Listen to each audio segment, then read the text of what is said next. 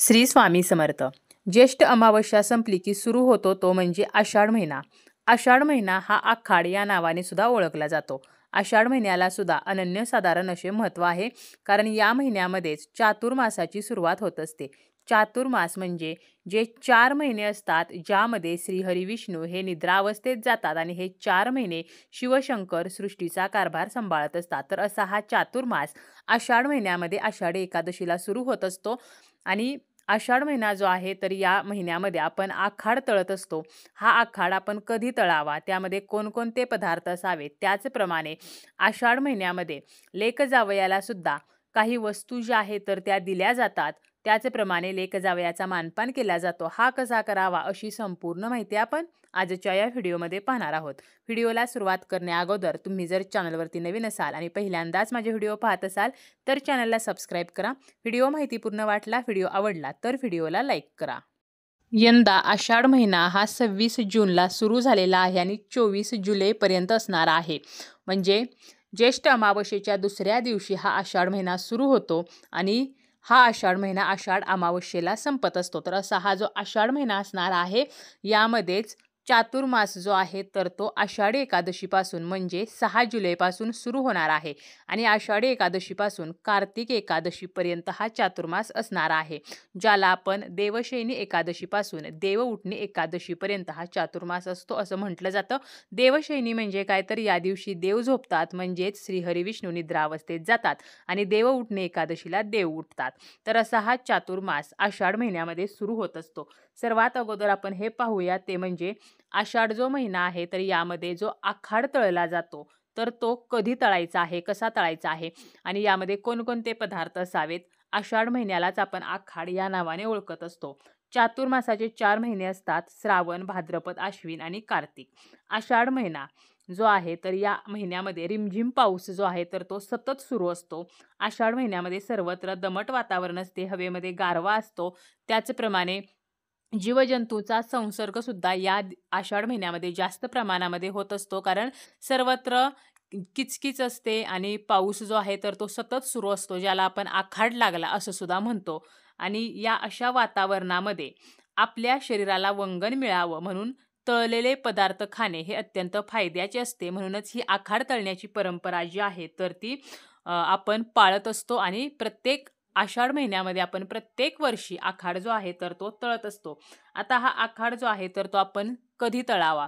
जेव्हा आपण आखाड तळणार आहे, वर्षातून एकदा आपण हा आखाड तळत असतो, तर याचा नैवेद्य आपण आपल्या देवघरातील देवतांना सुद्धा दाखवायचा आहे. त्यामुळे आखाड जो आहे तर तो आपण आपल्या कुलदेवीच्या वारा दिवशी तळणे हे अत्यंत शुभ मानलेले आहे. आपल्या कुलदेवीचा मंगळवार असेल तर आपण मंगळवारी, किंवा शुक्रवार असेल तर शुक्रवारी, आषाढ महिन्यामध्ये जे काही मंगळवार, शुक्रवार येणार आहेत, तर यापैकी कोणत्याही एका वारी आपण हा आखाड तळू शकतो.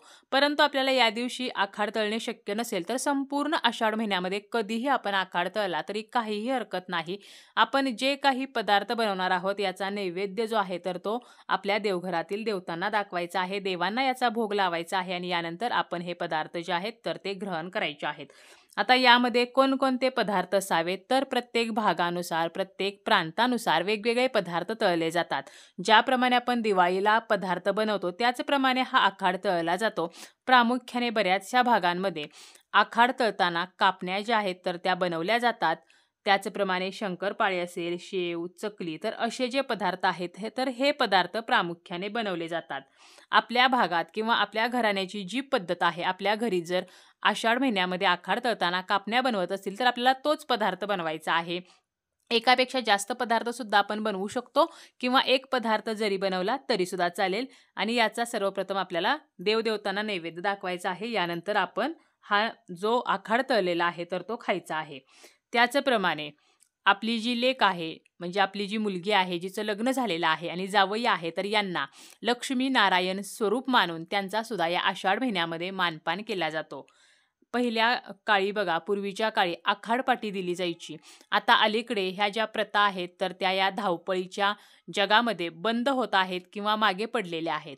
तर लेक जावयाला आखाडपाटी पाठवली जायची. यामध्ये काय, आपण जो काही आखाड तळतो, जे काही पदार्थ बनवतो, तर एका दुर्डीमध्ये हे पदार्थ भरले जातात.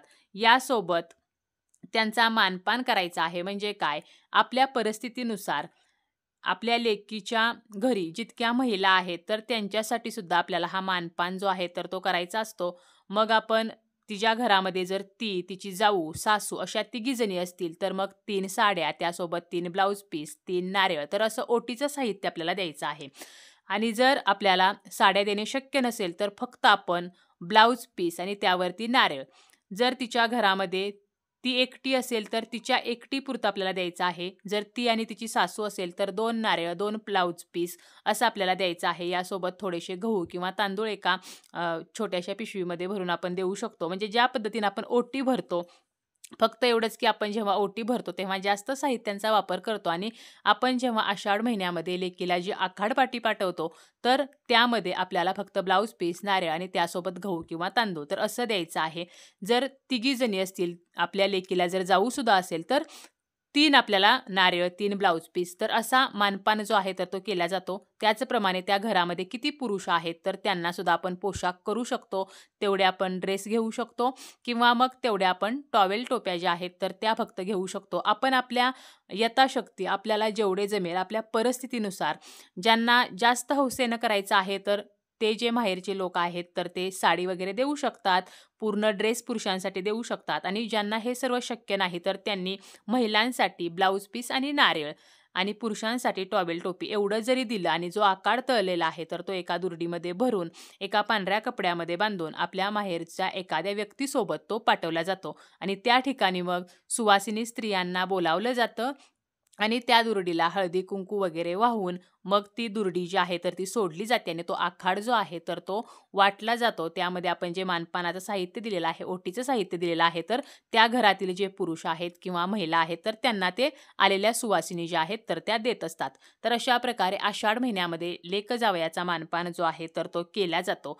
आता जरी आपल्याला लेकीला या वस्तू पाठवणे शक्य नसेल, काही कारणाने आपल्याला जमणार नसेल, तर आपण आपल्या घरी सुद्धा लेक जावयाला बोलावू शकतो. आषाढ महिन्यातील कोणत्याही मंगळवारी किंवा शुक्रवारी आपण बोलावू शकतो. ग्रामीण भागामध्ये आकाडपाटी जी आहे तर ते देणे सोयीस्कर ठरते कारण ते शक्य होते. परंतु जर आपली मुलगी, जावई हे दोघेही कामानिमित्त बाहेर असतील, दोघेही जॉब करणारे असतील, तर अशा वेळेला आपण त्यांना बोलावू शकतो. अगदी त्यांच्या सोयीनुसार त्यांना ज्या दिवशी शक्य आहे, अगदी त्यांना रविवारी शक्य असेल तरी आषाढ महिन्यातील कोणत्याही रविवारी त्यांना घरी बोलावून आपण जो काही आकार तळलेला आहे तर ते पदार्थ त्यांना खायला घालायचे आहेत. त्यांच्या पायावरती आपल्याला पाणी ओतायचं आहे, त्यांचे पाय धुवायचे आहेत घरी आल्यानंतर सर्वप्रथम. त्यानंतर आपल्याला त्यांना कुंकवाचा टिळक करायचा आहे, त्यांचे औक्षण करायचे आहे. त्यानंतर त्यांना जेवायला घालायचं आहे आणि जाताना त्यांना आपल्याला पोशाख जो आहे तर तो करायचा आहे. मुलीला आपण साडी घेऊ शकतो, तिची ओटी भरायची आहे आणि जो जावई आहे तर त्यालासुद्धा आपल्याला ड्रेस घ्यायचा आहे किंवा आपल्याला जसे जमेल यथाशक्ती आपल्याला जे शक्य असेल तर तसा आपल्याला त्यांचा मानपान जो आहे तर तो करायचा आहे.